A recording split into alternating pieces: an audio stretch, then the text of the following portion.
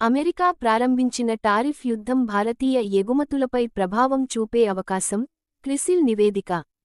America ప్రారంభించిన tariff యుద్ధం global supply చైన్లను దెబ్బతీసే అవకాశముండగా, భారత ఎగుమతులపై, ముఖ్యంగా వస్త్ర పరిశ్రమ, ఔషధాలు, ఆటో భాగాల రంగాల్లో ప్రభావం చూపనుందని క్రిసిల్ నివేదిక పేర్కొంది.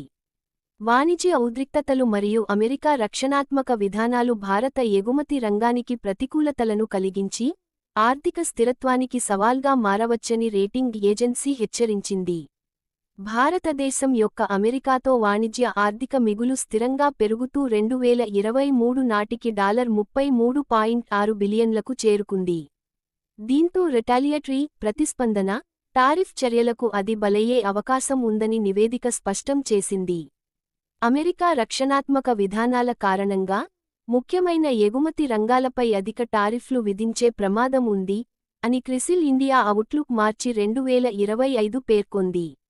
అమెరికా చైనా ఉత్పత్తులపై అధిక టారిఫ్లు విధించడంతో, భారతదేశానికి తక్కువ ధరల చైనా ఉత్పత్తుల ప్రవాహం పెరిగే అవకాశముంది. ఇది భారతీయ తయారీదారులకు పోటీ ఒత్తిడిని పెంచి, ముఖ్యంగా చైనా ఉత్పత్తులకు ప్రత్యక్షంగా పోటీ ఇచ్చే రంగాల్లో ఆందోళన కలిగించవచ్చని నివేదిక హెచ్చరించింది. రూపాయి మారకం విలువ 2026 మార్చి నాటికి $88 ఉంటుందని అంచనా. వాణిజ్య అనిశ్చితులు మరియు భూదేశీయ రాజకీయ ప్రమాదాలు మూలంగా రూపాయి మారకం విలువ ఆటుపోట్లను ఎదుర్కొనవచ్చని క్రిసిల్ పేర్కొంది. 2026 మార్చి నాటికి రూపాయి విలువ $88 వద్ద స్థిరపడే అవకాశముందని అంచనా. భారతదేశ టేక్ హాలంతా కరెంట్ అకౌంట్ లోటు, క్యాడ్, 2026 ఆర్థిక సంవత్సరంలో ఘత్లో 1.3% స్వల్పంగా పెరగవచ్చు, అని నివేదిక పేర్కొంది. దిగుమతులు పెరగడం మరియు ఎగుమతులు బలహీనపడటం రూపాయిపై మరింత ఒత్తిడిని కలిగించవచ్చని వివరించింది. అయితే సేవల ఎగుమతుల అధిక మిగులు మరియు స్థిరమైన విదేశీ మారక నిల్వల ప్రవాహం కడ్ను నియంత్రించగలవని క్రిసిల్ విశ్లేషించింది. అమెరికా రక్షణాత్మక విధానాల కారణంగా భారత సహా అభివృద్ధి చెందుతున్న మార్కెట్ల నుంచి మూలధన ప్రవాహాలు బయటికి వెళ్లినట్లు నివేదిక పేర్కొంది. 2025 ఆర్థిక సంవత్సరంలో రూపాయి ఒత్తిడిని 2014 ఆర్థిక సంవత్సరంలో రూపాయి క్షీణతతో పోలుస్తూ, ఆ ప్రభావాన్ని అంచనా వేస్తున్నాం, అని క్రిసిల్ పేర్కొంది. 2026 నాటికి ఆహార ద్రవ్యోల్బణం 4.4%కు తగ్గే అవకాశం. ఇప్పటివరకు కొనసాగిన ఆహార ద్రవ్యోల్బణం 2026 ఆర్థిక సంవత్సరానికి 4.4%కి తగ్గవచ్చని క్రిసిల్ అంచనా వేసింది. ఇది 2025 ఆర్థిక సంవత్సరంలో 4.9%గా ఉన్నది. సాధారణంగా మంచి వర్షపాతం, స్థిరమైన గ్లోబల్ ఆహార ధరలు మరియు చమురు ధరల తగ్గుదల ఈ తగ్గుదలకు ప్రధాన కారణాలుగా ఉన్నాయి. గత 3 ఏళ్లుగా ఆహార ద్రవ్యోల్బణం పెరుగుతూ వచ్చింది.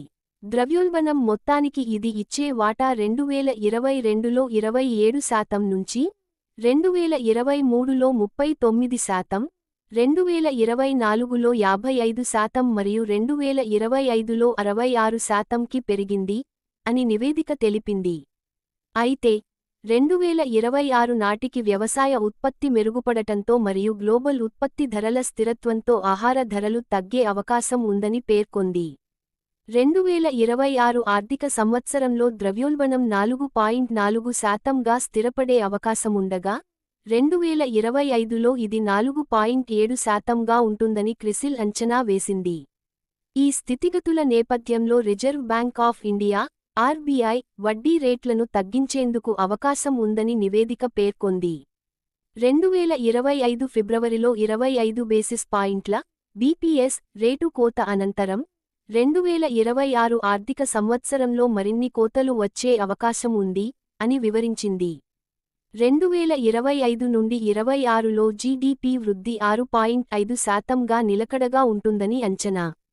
ప్రపంచ వాణిజ్య అనిశ్చితుల నేపథ్యంలో కూడా 2026 ఆర్థిక సంవత్సరంలో భారతదేశ జీడీపీ వృద్ధి 6.5% స్థాయిలో నిలకడగా ఉండే అవకాశం ఉందని నివేదిక తెలిపింది. దీనికి ప్రధానంగా దేశీయ వినియోగం మరియు మౌలిక వసతుల పెట్టుబడుల స్థిరత మద్దతుగా నిలుస్తాయని పేర్కొంది.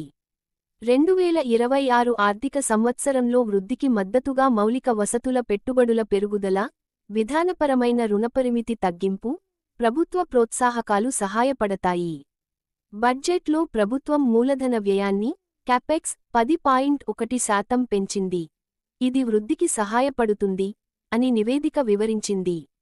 అయితే వృద్ధికి ప్రతికూలతలు ఉన్నాయని, ముఖ్యంగా టారిఫ్ యుద్ధం వాణిజ్యం మరియు పెట్టుబడులపై ప్రభావం చూపవచ్చని క్రిసిల్ హెచ్చరించింది. మౌలిక వసతుల పెట్టుబడులు భారత ఆర్థిక వ్యవస్థ స్థిరత్వానికి ముఖ్యమైనదిగా ఉండగా, ప్రభుత్వం గత్లో 3.1%ను మౌలిక వసతుల పెట్టుబడికి కేటాయించింది. కరోనా అనంతరం ప్రభుత్వం భారీ పెట్టుబడులు చేసినప్పటికీ, దీని వృద్ధి నెమ్మదిస్తుండడం సహజమే. అయినప్పటికీ, దీని గుణాత్మక ప్రభావం కొనసాగుతూనే ఉంటుంది అని క్రిసిల్ పేర్కొంది.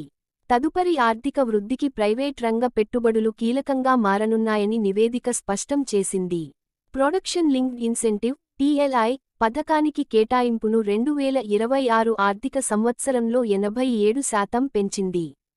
ప్రధానంగా ఎలక్ట్రానిక్స్, వస్త్ర పరిశ్రమ, ఆటోమొబైల్స్ మరియు భాగాల రంగాల్లో దీని ప్రాధాన్యత ఉంటుంది. భారతదేశం గ్లోబల్ ఆర్థిక మార్పులతో ముందుకు సాగుతున్న నేపథ్యంలో, స్థానిక డిమాండ్, పెట్టుబడి మద్దతు, మరియు RBI యొక్క విధానపరమైన జోక్యాలు